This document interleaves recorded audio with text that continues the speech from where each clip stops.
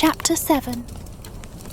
Mr. Bennet's property consisted almost entirely in an estate of £2,000 a year, which, unfortunately for his daughters, was entailed, in default of heirs male, on a distant relation, and their mother's fortune, though ample for her situation in life, could but ill supply the deficiency of his. Her father had been an attorney in Meryton, and had left her £4,000. She had a sister married to a Mr. Phillips, who had been a clerk to their father and succeeded him in the business, and a brother settled in London in a respectable line of trade. The village of Longbourn was only 1 mile from Meryton, a most convenient distance for the young ladies, who were usually tempted thither 3 or 4 times a week, to pay their duty to their aunt and to a milliner's shop just over the way. The 2 youngest of the family, Catherine and Lydia, were particularly frequent in these attentions. Their minds were more vacant than their sisters', and when nothing better offered, a walk to Meryton was necessary to amuse their morning hours and furnish conversation for the evening. And, however bare of news the country in general might be, they always contrived to learn some from their aunt. At present, indeed, they were well supplied both with news and happiness by the recent arrival of a militia regiment in the neighbourhood. It was to remain the whole winter, and Meryton was the headquarters. Their visits to Mrs. Phillips were now productive of the most interesting intelligence. Every day added something to their knowledge of the officers' names and connections. Their lodgings were not long a secret, and at length they began to know the officers themselves.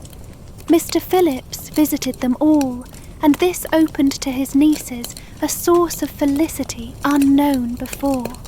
They could talk of nothing but officers, and Mr. Bingley's large fortune, the mention of which gave animation to their mother, was worthless in their eyes when opposed to the regimentals of an ensign. After listening one morning to their effusions on this subject, Mr. Bennet coolly observed, "From all that I can collect by your manner of talking, you must be 2 of the silliest girls in the country. I have suspected it some time, but I am now convinced." Catherine was disconcerted and made no answer, but Lydia, with perfect indifference, continued to express her admiration of Captain Carter and her hope of seeing him in the course of the day, as he was going the next morning to London. "I am astonished, my dear," said Mrs. Bennet, "that you should be so ready to think your own children silly. If I wish to think slightingly of anybody's children, it should not be of my own, however. If my children are silly, I must hope to be always sensible of it. Yes, but as it happens, they are all of them very clever. This is the only point, I flatter myself, on which we do not agree. I had hoped that our sentiments coincided in every particular, but I must so far differ from you as to think our 2 youngest daughters uncommonly foolish. My dear Mr. Bennet, you must not expect such girls to have the sense of their father and mother. When they get to our age, I dare say they will not think about officers any more than we do. I remember the time when I liked a red coat myself very well, and, indeed, so I do still at my heart, and if a smart young colonel with 5,000 or 6,000 a year should want one of my girls, I shall not say nay to him, and I thought Colonel Forster looked very becoming the other night at Sir William's in his regimentals." "Mamma," cried Lydia, "my aunt says that Colonel Forster and Captain Carter do not go so often to Miss Watson's as they did when they first came. She sees them now very often standing in Clark's library. Mrs. Bennet was prevented replying by the entrance of the footman with a note for Miss Bennet. It came from Netherfield, and the servant waited for an answer. Mrs. Bennet's eyes sparkled with pleasure, and she was eagerly calling out, while her daughter read, "Well, Jane, who is it from? What is it about? What does he say? Well, Jane, make haste and tell us. Make haste, my love." "It is from Miss Bingley," said Jane, and then read it aloud. "My dear friend, if you are not so compassionate as to dine today with Louisa and me, we shall be in danger of hating each other for the rest of our lives, for a whole day's tete-a-tete between two women can never end without a quarrel. Come as soon as you can on the receipt of this. My brother and the gentleman are to dine with the officers. Yours ever, Caroline Bingley." "With the officers?" cried Lydia. "I wonder my aunt did not tell us of that." "Dining out," said Mrs. Bennet.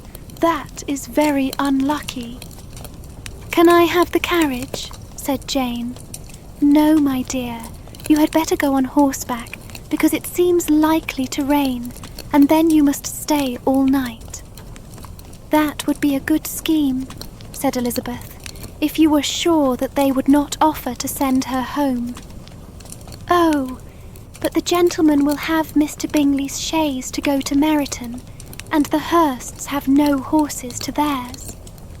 I had much rather go in the coach." "But, my dear, your father cannot spare the horses, I am sure. They are wanted in the farm, Mr. Bennet, are not they?" "They are wanted in the farm much oftener than I can get them."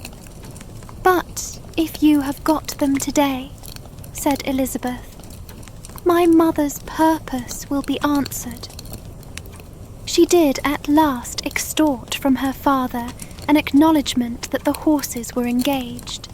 Jane was therefore obliged to go on horseback, and her mother attended her to the door with many cheerful prognostics of a bad day. Her hopes were answered. Jane had not been gone long before it rained hard. Her sisters were uneasy for her, but her mother was delighted. The rain continued the whole evening without intermission. Jane certainly could not come back. "This was a lucky idea of mine, indeed," said Mrs. Bennet more than once, as if the credit of making it rain were all her own. Till the next morning, however, she was not aware of all the felicity of her contrivance.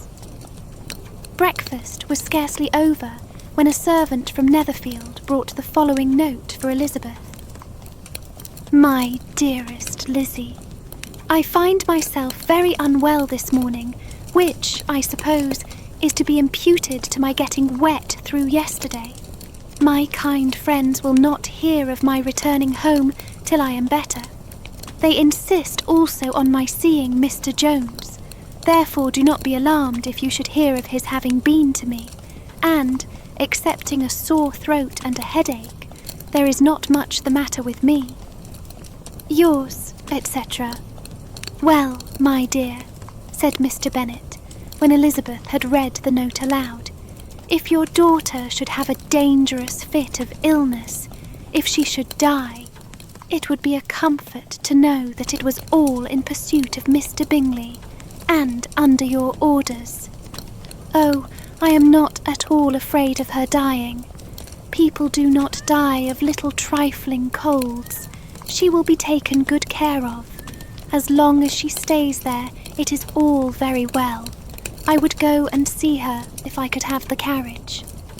Elizabeth, feeling really anxious, determined to go to her, though the carriage was not to be had, and as she was no horsewoman, walking was her only alternative. She declared her resolution. "How can you be so silly," cried her mother, "as to think of such a thing in all this dirt? You will not be fit to be seen when you get there. I shall be very fit to see Jane, which is all I want." "Is this a hint to me, Lizzie?" said her father, "to send for the horses?" "No, indeed. I do not wish to avoid the walk. The distance is nothing when one has a motive, only 3 miles. I shall be back by dinner." "I admire the activity of your benevolence," observed Mary, "but every impulse of feeling should be guided by reason, and, in my opinion, exertion should always be in proportion to what is required." "We will go as far as Meryton with you," said Catherine and Lydia. Elizabeth accepted their company, and the 3 young ladies set off together. "If we make haste," said Lydia as they walked along, "perhaps we may see something of Captain Carter before he goes." In Meryton they parted. The 2 youngest repaired to the lodgings of one of the officers' wives, and Elizabeth continued her walk alone, crossing field after field at a quick pace, jumping over stiles and springing over puddles with impatient activity, and finding herself at last within view of the house, with weary ankles, dirty stockings, and a face glowing with the warmth of exercise. She was shown into the breakfast parlour, where all but Jane were assembled, and where her appearance created a great deal of surprise. That she should have walked 3 miles so early in the day in such dirty weather, and by herself, was almost incredible to Mrs. Hurst and Miss Bingley, and Elizabeth was convinced that they held her in contempt for it. She was received, however, very politely by them, and in their brother's manners there was something better than politeness. There was good humour and kindness. Mr. Darcy said very little, and Mr. Hurst nothing at all. The former was divided between admiration of the brilliancy which exercise had given to her complexion, and doubt as to the occasions justifying her coming so far alone. The latter was thinking only of his breakfast. Her inquiries after her sister were not very favourably answered. Miss Bennet had slept ill, and though up, was very feverish, and not well enough to leave her room. Elizabeth was glad to be taken to her immediately, and Jane, who had only been withheld by the fear of giving alarm or inconvenience from expressing in her note how much she longed for such a visit, was delighted at her entrance. She was not equal, however, to much conversation, and when Miss Bingley left them together, could attempt little beside expressions of gratitude for the extraordinary kindness she was treated with. Elizabeth silently attended her. When breakfast was over, they were joined by the sisters, and Elizabeth began to like them herself when she saw how much affection and solicitude they showed for Jane. The apothecary came, and having examined his patient, said, as might be supposed, that she had caught a violent cold, and that they must endeavour to get the better of it, advised her to return to bed, and promised her some draughts. The advice was followed readily, for the feverish symptoms increased, and her head ached acutely. Elizabeth did not quit her room for a moment, nor were the other ladies often absent.